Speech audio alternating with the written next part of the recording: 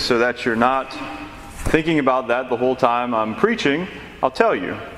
My name is Father Patrick Broussard. I'm the Vocation Director for the Diocese of Lafayette. So I'm in charge of promoting vocations to the priesthood, to the religious life, and speaking to young men and women who might think that they have a call to that life. One of the things I love, my favorite sport, is baseball. I love it. There's so much strategy involved. A lot of people think it's boring, but that's one of the reasons I love it. It's very slow paced, it's very methodical, it's very thoughtful. I just love it. And so growing up, I played a lot of baseball. And in high school, I was on the baseball team. I didn't play much, but I was on the team. And whenever I was a senior, we were supposed to be wonderful. We were supposed to be great. We had 11 or 12 seniors on the team that year. We had a lot of talent. And we were supposed to be really good. But we never really lived up to our potential. We never lived up to the hype. And the reason for that was because there was a lot of hatred amongst the different members of our team. We had a lot of talent, but we didn't get along very well. And we didn't gel. We didn't live up to that potential. There was little success because of the division. That ties in, I think, well with our gospel today, right? We heard Jesus being accused of driving out demons because of a demon. And he gives us that great teaching, right? That a house divided against itself cannot stand. Right? That if there's division, there are going to be problems. And we've all experienced this in one way or another, right? Whether it's on a sports team like for me, whether it's within our own family, at our school, amongst our friends. Right? When there's division, when there's hatred, when there's gossip, when there's people going against others, it usually doesn't turn out very well. Right? It's not a pleasant environment to be in. That division causes turmoil. That division destroys.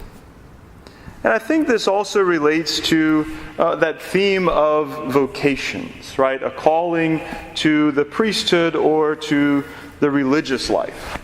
Because of my role as vocation director, I've been doing a lot of reading on the priesthood and vocations. And one of the books I'm reading right now is called Between God and Man.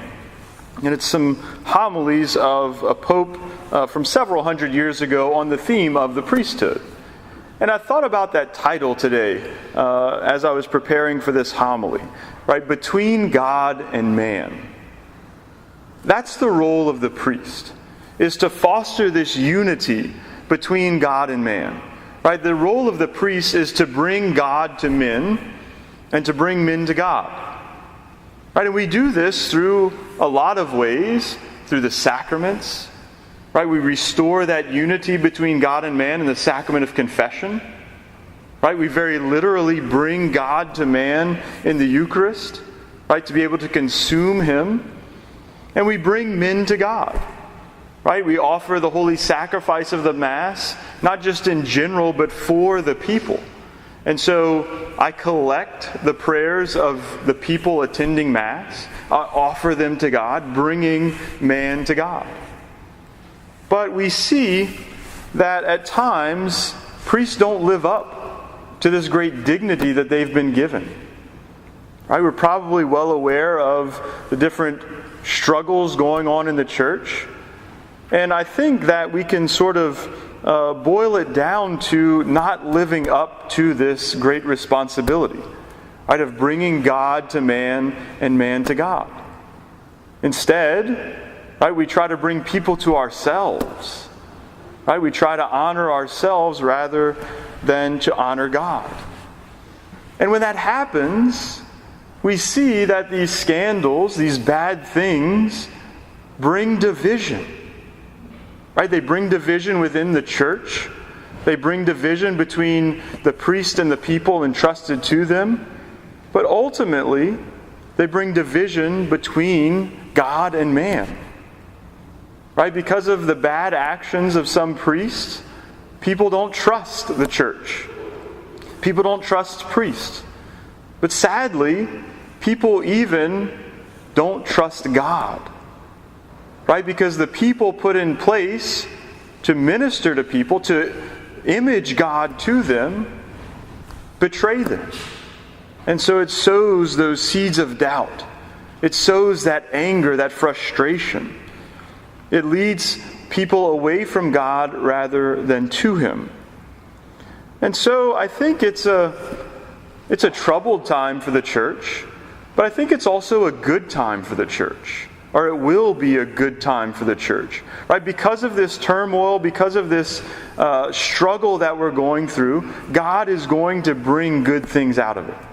Right? Anytime we doubt God's ability to bring good things out of bad circumstances, we look to the cross. The worst possible thing that could ever have happened brought about the greatest good. Right? The death of God, the death of Jesus on the cross, brought about our salvation. And so we trust that God can bring good things out of bad situations. And so I trust, I believe, I am firmly convinced that through all of this, God is going to raise up new men and women to be priests and religious, to bring reform, to bring change, to bring hope to His church. And so as we continue to celebrate this Mass today, I pray that those of you who are here who are maybe feeling that call, kind of thinking about, maybe God's calling me to be a priest.